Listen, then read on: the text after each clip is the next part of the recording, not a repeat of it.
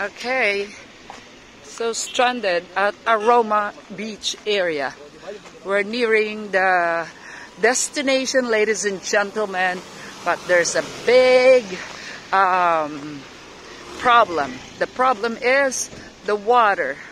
It is going higher, but it's possible. It's possible. Possible and possible. You're on YouTube. Yeah. Ipopost ko to. Mamaya YouTube ito. Flooded. Flooded ahead. Okay. So pwede dito sumakay pala.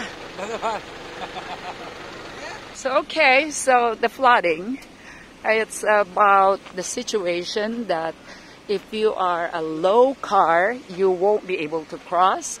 But if you are, you know, like SUV, Hilux, all those things, that's easy. You can handle it.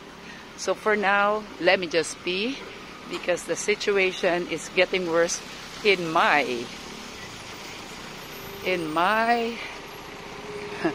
never mind, I'm losing it.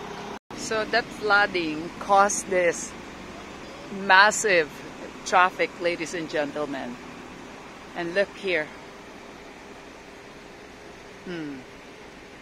I can see the flow of the water from the other side. You know.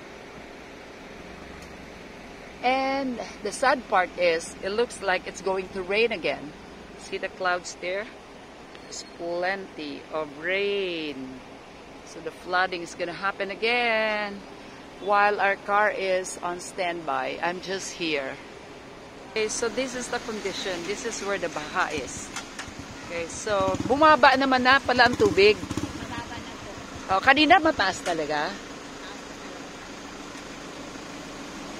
Okay, so that's where the water is. It's not bad anymore, so I think we can cross na. Tingnan natin. Ayan na, oh. Flooding ahead.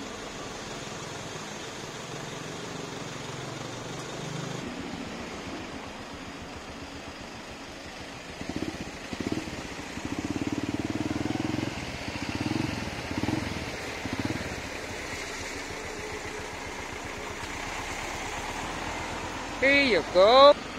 It is really, honestly, it's a massive traffic that it caused because of that flooding. So, hey, Puerto Princesa government, fix the road. Bye! Rescue 911. So here I am. Aray ko, nagkalat, sorry. Here we go.